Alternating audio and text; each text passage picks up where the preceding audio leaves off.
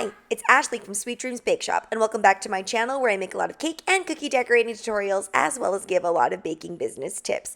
And today I'm going to be showing you a step-by-step tutorial of how I decorated this ombre snake cake for my friend's birthday. And if you're like my friends and family who really aren't into fully covered in fondant cakes, then this is the tutorial for you. It's mostly buttercream with just a little bit of fondant, which you could easily replace with something like modeling chocolate. Today I'm using 6-inch chocolate cakes, and I'm also going to be using a rounded tip to help me crumb coat. This isn't super necessary, but I'm just putting a dab of buttercream on here just so that my cake doesn't shift too much. I'm using Italian meringue buttercream, and if you want to know my recipe and how to make that, definitely check out this video in the upper right hand corner. I'm also filling each layer with ganache, and you'll notice that I'm not cutting my cake layers. The reason is because I used a new chocolate cake recipe, and I wasn't sure how crumbly it was going to be, so I just decided to add in a little bit more filling between the layers here so that it would offset the thickness of my cakes. When using ganache as a filling in cakes, I generally go with a 2-to-1 ratio of chocolate to whipping cream. I find that this ratio creates the nicest bite when it comes to the consistency. It's not too hard, but it's also not too soft where your cake is going to be slipping and sliding everywhere. Before actually doing this crumb coat portion, I did make sure to put that in the fridge for about 30 minutes just to get those layers nice and set so that nothing would shift around as I put on this outer layer. If you have the proper finesse, I find with Italian meringue buttercream, you can skip the crumb coat and be able to just have that beautiful smooth buttercream layer on the outside, but I just like to do it where I can just crumb coat it super quickly. It saves me time. I put it in the fridge and then I bring it back out once that crumb coat has solidified just a little bit so I can put on that outer layer. If you really want that crumb coat super nice and smooth, let's say that you were trying to cover this with fondant later on, you can heat your metal bench scraper or spatula with a gourmet torch, or if you don't have a gourmet torch, you can just do it with some really hot water and slide it across. Don't worry if the water gets on the cake, it's really not going to impact it that much. And then go ahead and smooth at the top, keeping that edge really nice and tight. In order to achieve the ombre look, first you want to start with white. Now you could start from the top, but I always find starting from the bottom just a little bit easier. So start from the bottom so you know exactly how thick you want to make your ombre.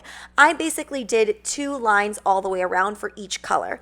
It is going to be the exact same color the whole way through, but obviously for an ombre, you're going to be using different levels of that color. So to up the intensity of the purple, I did 2 purple drops every single time. If you're using gel food colorant, you're probably going to want to go with just a little small dab of that food gel colorant, and then you're going to work your way up for every single layer. And of course, you're going to empty out that piping bag into your stand mixer every single time you're adding a little bit more of that food colorant and re-whip it so that you're getting a really nice consistency evenly all the way through. Really important that you do this layer properly on top so that you maintain that pretty edge that you created when you did the crumb coat. I'm going to venture that the scariest part of this entire cake decorating process is going to be the final swipe for this ombre coating. The reason is because if you swipe too hard or you swipe a little too much, you're really not going to have a way of going backwards because all of the colors would have been reincorporated in, because you're probably not going to have 7 different bags of purple that are just varying degrees.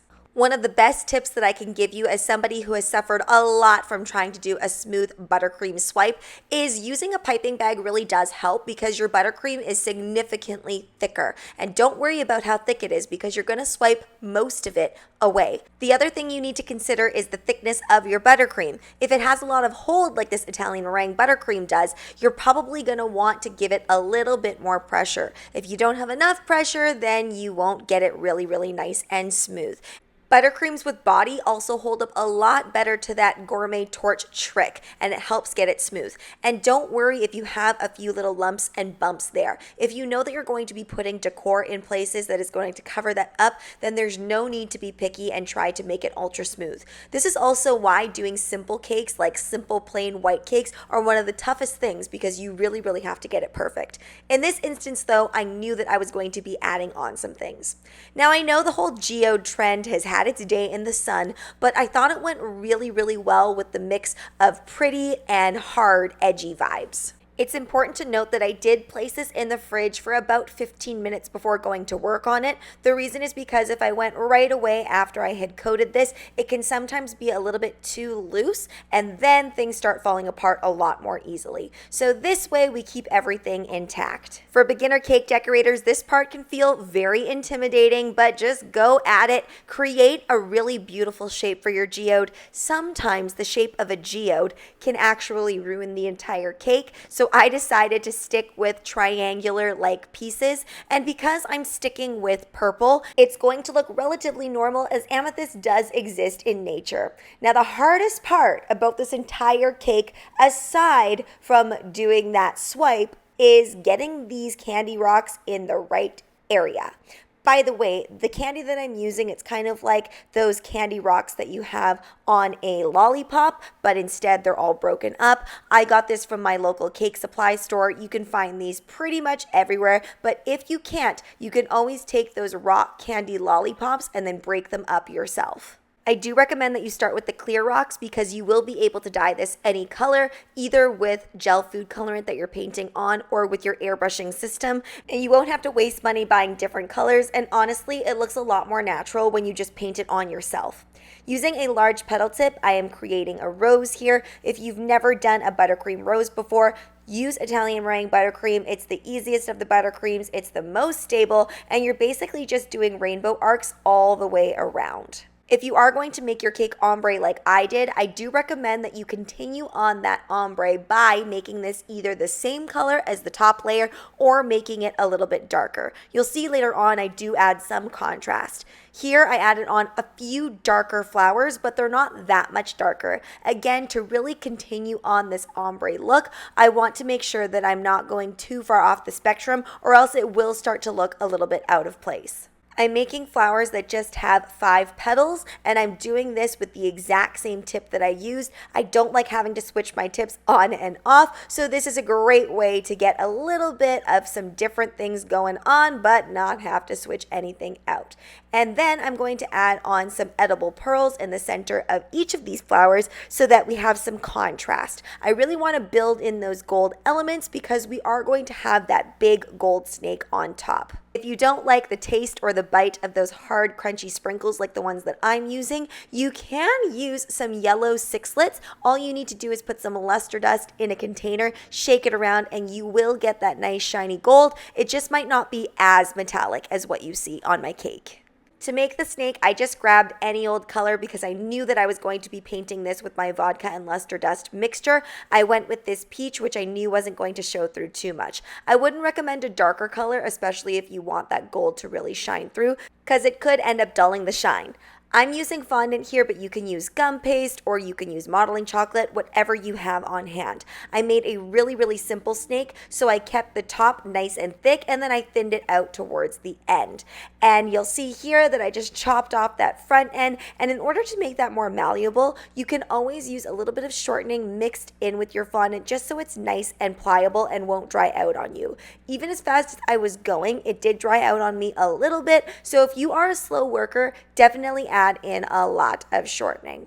And then I'm just using this random tool that I found to create all the little indents. You can use whatever you have on hand. If a chopstick is what you have on hand, use that. This snake really doesn't require you to have all the fancy caking tools. It just requires you to have a good hand with fondant and make sure that you have something that you can use to indent.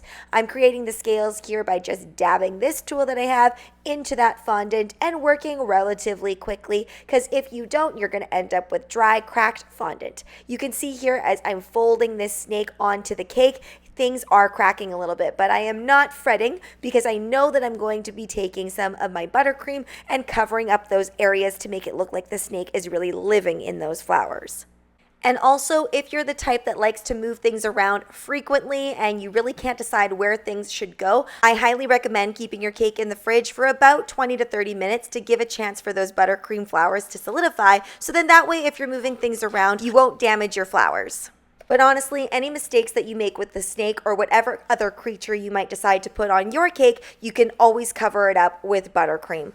Cakes with detail means that you can always cover up mistakes as long as it's not a pure white cake with nothing on it. No cake is ever going to fully go wrong. If you're going to be using an edible airbrushing system, I recommend that you do this portion before you actually paint the snake, so then that way you're not going to ruin your gold. Do not fret if you don't have an edible airbrush system. You can also use food gel colorant mixed with a little bit of vodka, and just make sure to always direct most of the color to the center and then go lighter and lighter as you go towards the edges, because in reality, when you have a geode, that is exactly what they look like. After that's done, you can go ahead and paint that snake with a little bit of gold luster dust mixed with some vodka, and make sure that you get really, really good coverage. If you find that things are a little bit translucent, that means you've added in too much liquid and you need to add in more powder. Store your cake in the fridge until it's ready to eat and take it out about 20 minutes before you're going to cut the cake. Thanks so much for watching, guys. Don't forget to like, share, and subscribe so you can be part of this Sweetie fam. Right now, I'm uploading weekly, so make sure you hit that notification bell so you know when I upload. Also, be sure to comment, request, or ask a question. I love hearing from you guys. And be sure to check out my second channels, Need More Sweet Dreams Bake Shop and the Bake Down Podcast. Bye! How do you just have that memorized? Because I've said it so many times.